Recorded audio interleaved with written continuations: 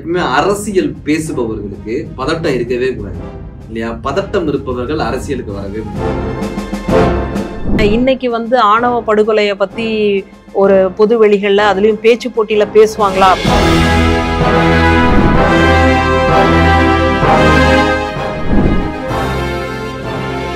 மதுரை முத்துத்தேவர் முக்குளத்தோர் பள்ளியிலிருந்து லவகிஷோர் அவர்கள் நம்ம கூட இணையறாங்க. வணக்கம், என் பெயர் லவகிஷோர். நான் மதுரை முத்துத்தேவர் முக்குளத்தோர் மேல்நிலை பள்ளியிலிருந்து வருகிறேன். வீரம் விளைந்த இம்மண்ணின் வீரக்கவிஞர் பாரதியையும் பாரதியை ஈண்டெடுத்த தமிழ் அன்னையையும் வணங்கி எனது உரையை துவங்குகிறேன். பாருக்குள்ளே நல்ல நாடு எங்கள் பாரத நாடு. ஆம், நம் பாரத நாடானது ஏன் பாருக்குள்ளே சிறந்ததொரு நாடாக திகழ்கிறது என்று தெரியுமா? முதலில் நல்ல நாடு என்றால் என்ன? சோறுண்டு நீருண்டு சுடுகாடு முழாதது, சிந்தை தன்னில் தீமைகள் நிறையாமை, நல்லறிவுடையோர் நாடெங்கும் வாழ்வது, பொருள்கள் பெருகியமையால் வேறு நாட்டு வாணிகர் விரும்பி ஏகி வாங்கி சென்று மகிழ்வுற்று வாழ்தலே நல்ல நாட்டிற்கு சிறப்பு. இந்த பாடலில் இருக்கும் அத்துணை பொருட்களையும் உடையதே ஒரு சிறந்த நாடாக திகழும். ஒரு நல்ல நாட்டின் இயல்பாக நான் முதன்மையாக கருதுவது அரசாங்கம், நிர்வாகம், தலைமைத்துவம். ஆம், நிலை மக்கள் சால உடைத்தெனும் தானை தலை மக்கள் இல்வழியில் என்ற திருக்குறளுக்கேற்ப நம் திருவள்ளுவ பெருமான் கூறியதைப் போல ஒரு நாட்டிற்கு தலைமைத்துவம் என்பது மிகவும் அவசியம். ஆம், தலைமைத்துவம் என்பது நம் இந்திய நாட்டில் சங்க காலத்திலிருந்தே சிறப்புற நடந்து வருகிறது. நம் நாட்டில் மன்னராட்சியாகட்டும் மக்களாட்சியாகட்டும் இரண்டுமே அழகுற நடப்பதை தேர்தல் முறை வரை நம்மால் கண்டுகளிக்க முடிகிறது. அடுத்ததாக கல்வித்துறை. நமக்கு கல்வி ஒன்றும் புதிதில்லை. அறிவாளிகளின் விளையாட்டு என்று அழைக்கப்படக்கூடிய சதுரங்க விளையாட்டினை கண்டுபிடித்தவர்களே நாம் தான். கணித பூஜ்ஜியத்தை கண்டுபிடித்து அறிவாளிகளாக நாம் திகழ்கிறோம். நாம் அனைவரும் அறிவாளிகள் மட்டுமில்லை, அறிவு ஆளிகளும் கூடத்தான். நம்மிடம் கல்வி மட்டுமில்லை, வீரமும் ஒருங்கே இருக்கிறது. ஆம், காவர் பெண்டு பாடிய சிற்றில் நற்றூன் பற்றி நின்மகன் யாண்டுளனோ என வினவி என் மகன் யாண்டு உளனாயினும் அறியேன் ஓரும் புலி சேர்ந்து போகிய கள் அலை போல ஈன்ற வயிறோ இதுவே போன்றுவன் மாதோ போர்க்களத்தானே என்ற புறநானூற்று பாடலில் கூறும் வீரத்தாயையும் அந்த புதல்வனையும் பெற்ற மண் நம் இந்திய மண் அல்லவா? இவ்வாறாக நம்முடைய பாரம்பரியங்கள், கலைகள், கலாச்சாரங்கள், வீரங்கள், கல்விகள் போன்ற அனைத்தையும் பேணி பாதுகாக்கக்கூடிய இந்த இலக்கியங்கள் பரவிய நம் இந்திய தேசத்தில் இருக்கும் ஒவ்வொரு இலக்கியத்தையும் நாம் கொண்டாட வேண்டாமா? தொல்காப்பியத்தில் தொடங்கி இன்று வரை எண்ணிலடங்காத இலக்கிய நூல்களை நாம் பெற்றுள்ளோம். தமிழை மட்டுமின்றி இந்திய மொழிகளில் பல்வேறு இலக்கண நூல்களை நாம் பெற்றிருக்கிறோம். எண் இறந்து எல்லை இலாதானே என்பார் மாணிக்க வாசகர். அதை போல எண்களைப் போல எல்லையற்ற இலக்கிய வளங்களை நாம் பெற்றிருப்பதால் தான் நம்மிடம் சொல்வளம் அதிகமாக இருக்கிறது. சொல்வளம் அதிகமாக இருந்தால் அங்கு நாட்டு வளம் அதிகமாக இருக்கும் என்று கூறியுள்ளார் பாவாணர். நம் நாட்டில் நாட்டு வளத்திற்கு பஞ்சமே இல்லை. ஆம், முதன்மையாக இயற்கை வளத்தை கூடலாம். இயற்கை வளத்தில் பெரிதாக இருப்பது இமயமலை. வடக்கே நம்மை காத்து நிற்பது இமயமலை. கிரேக்க மன்னர் அலெக்சாண்டர் நம் நாட்டை தாக்க வரும்போது அவரை தாமதமாக்கியது நமது இமயமலைதான். வடக்கே இமயமலை காக்க, தெற்கே குமரிமுனை நமது புகழை பரப்ப, இடையிலே வற்றாத நதிகளாம் கங்கை, யமுனை, கோதாவரி, கிருஷ்ணா ஆகியவை பாய நம் நாடு செழிப்புற்று வளர்ந்திருந்த காலத்தில் சில காலம் நாம் மண்ணில் புரண்டதும் உண்டு. ஆம், போர்ச்சுகீசியர்களால் சில ஆண்டுகள், டச்சுக்காரர்களால் சில ஆண்டுகள், பிரெஞ்சுக்காரர்களால் சில ஆண்டுகள், ஆங்கிலேயர்களால் சில ஆண்டுகள்.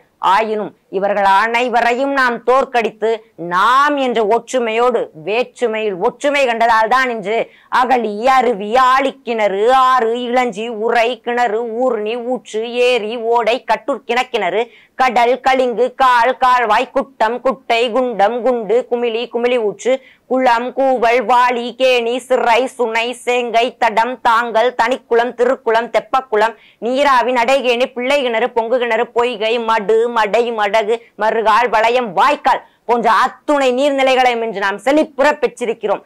நம் நாடானது வேளாண்மை துறையில் மட்டுமல்ல பொருளாதாரத்தில் மட்டுமல்ல அனைத்திலுமே சங்க காலத்திலிருந்து சிறப்பு பெற்று வளர்ந்திருக்கிறது. நம் நாடானது ஏன் பாருக்குள்ளே சிறந்த நாடாக போற்றப்படுகிறது என்று தெரியுமா? காந்தியை போன்ற அகிம்சைவாதிகளை பெற்ற நாடு நம் இந்திய நாடு. நேதாஜியை போன்ற வீரம் மிக்கவர்களை பெற்ற நாடு நம் இந்திய நாடு. பாரதியை போன்ற கவிஞர்களை உடைய நாடு நம் இந்திய நாடு. முத்துராமலிங்க தேவரை போன்ற சிறப்பு மிக்க பேச்சாளர்களை உடைய நாடு நம் இந்திய நாடு. சேரர்களை போன்ற அச்சமில்லாதவர்களை உடைய நாடு நம் இந்திய நாடு. சோழர்களை போன்ற நீதிமாந்தர்களை உடைய நாடு நம் இந்திய நாடு. பாண்டியர்களை போன்ற மொழிப்பற்றுடையவர்களை உடைய நாடு நம் இந்திய நாடு. இவற்றுக்கெல்லாம் மேலாக கண்ணகையை போன்ற கற்புக்கரசிகளை உடைய நாடு நம் இந்திய நாடு. இவ்வாறு சங்க காலத்தில் மட்டுமில்லை, பாரதியின் காலத்தில் மட்டுமில்லை, இன்று கூட பாருக்குள்ளே இந்த இந்திய நாடு சிறப்பாக வளர நாம் என்ன செய்திருக்கிறோம் தெரியுமா? இந்தியா தான் உலகிலேயே அதிக மக்கள் தொகை கொண்ட நாடாக, இரண்டாவது அதிக வேளாண்மை உற்பத்தி செய்யும் நாடாக, மூன்றாவது அதிக உள்நாட்டு உற்பத்தி செய்யும் நாடாக, ஐந்தாவது அதிக வாங்கும் திறன் பெற்ற நாடாக, மூன்றாவது பலம் மிக்க இராணுவம் பெற்ற நாடாக, இன்னும் பல துறைகளில் முதன்மை இடம் பெற்ற நாடாக நம் இந்திய நாடு திகழ்கிறது. இவ்வாறாக இந்த உலகத்தில் பாருக்குள் சிறந்த நாடாக, வளர்ந்த நாடுகளுக்கு இணையான ஒரு வளரும் நாடாக, வளரும் நாடுகளுக்கெல்லாம் முன்னோடி நாடாக நம் இந்திய நாடு திகழ்ந்து என்றுமே இந்த பார்க்குள் ஒரு சிறந்த நாடாகத்தான் இருக்கும் என்று கூறி வாய்ப்புகளுக்கு நன்றி கூறி விடைபெறுகிறேன். நன்றி, வணக்கம். கேட்கிறவங்களுக்கே மூச்சு வாங்குற அளவுக்கு நீர்நிலைகளுடைய பெயரெல்லாம் சிறப்பா பட்டியலிட்டு சொல்லியிருந்தாரு. அவருடைய கருத்துக்களை நம்ம கேட்டு தெரிஞ்சுக்கலாம். முதலாவதாக நம்ம சுபா அம்மா கிட்ட இருந்து. அப்பா அப்பா வேற லெவல் ரொம்ப ரொம்ப என்ஜாய் பண்ணேன். செம்மையா இருந்துச்சு. உண்மையாவே சரியான கிளாப்ஸ் கொடுக்கணும் அப்படின்னு நினைக்கிறேன் நானு. சில இடத்துல வந்து இந்த கல் விகுதி சேர்க்கும் போது ரொம்ப கவனமா இருக்கணும். நம்மளுடைய ரித்தம்காக நிறைய விஷயங்களை நம்ம பேச்சுல சேர்த்துப்போம். கல் விகுதி சேர்க்கும் போது அந்த பொருள் பிழை ஏற்பட்டுரும். அதுல கொஞ்சம் சொல்லல சில பிழைகளை மட்டும் நான் கண்டேன்னு நினைக்கிறேன். நான் பாருக்குள்ள நல்ல நாடுதான். இலக்கிய வளம் இருக்கு, சொல் வளம் இருக்கு, மொழி வளம் இருக்கு, அதை காக்கிறதுக்கான மனித வளம் நம்ம கிட்ட இருக்கு. ஆனா கற்புக்கரசிகளா இன்னும் வரைக்கும் கண்ணகிகள் மட்டுமே எடுத்துக்காட்டா இருக்கிறாங்க. எந்த கற்புக்கரசர்களும் வரலங்கிறதுல வேதனை வருது எனக்கு.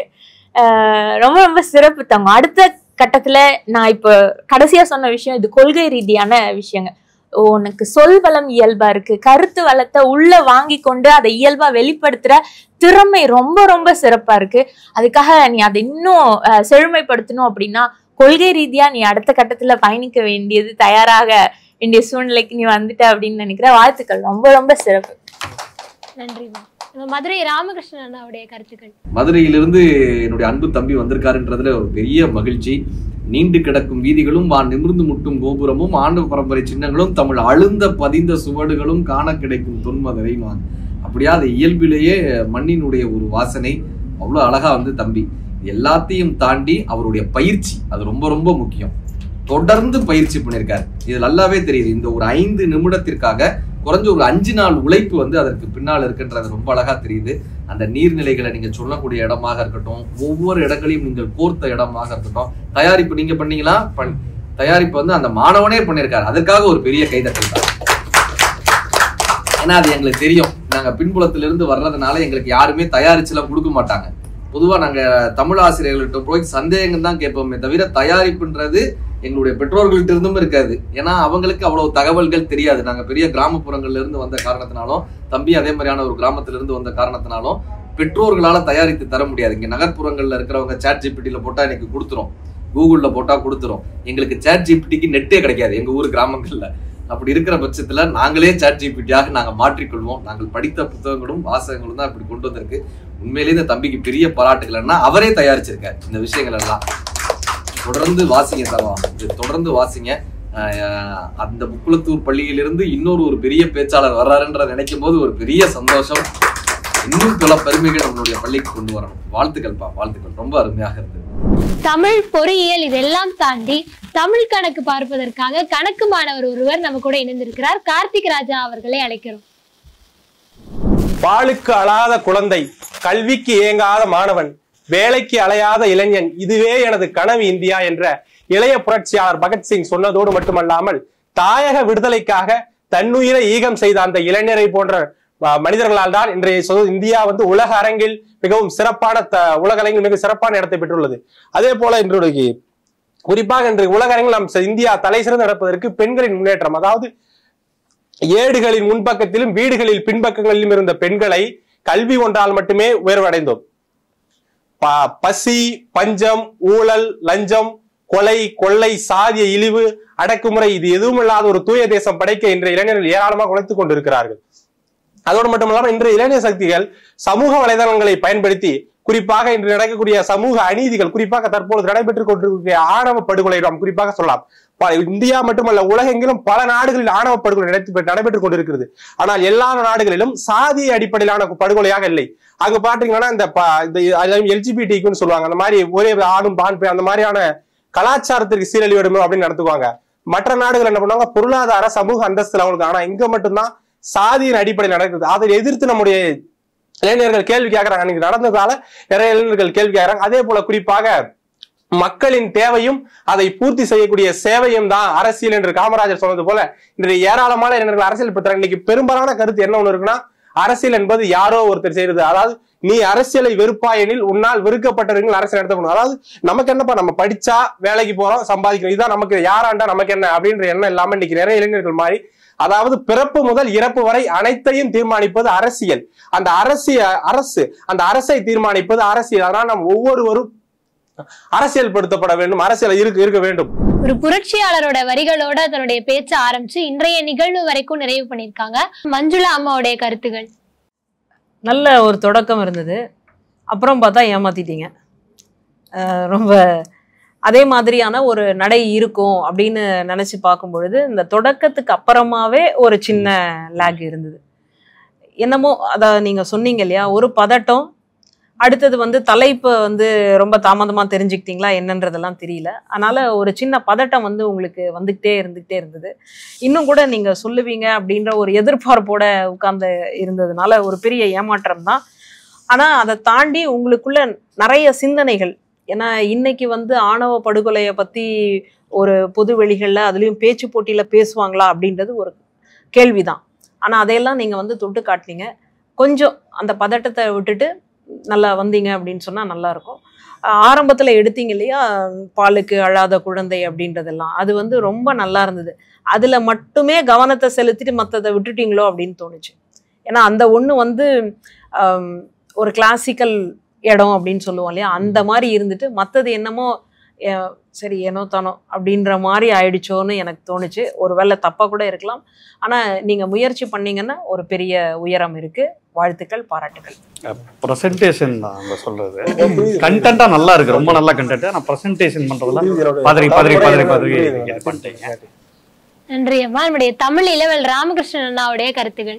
அதாவது போட்டியினுடைய விதி 3 நிமிடத்துக்குள் முடிக்கணும்ன்றது போட்டியினுடைய விதி. அதுக்காக 1 நிமிஷத்திலேயே முடிச்சிடுறதுன்றது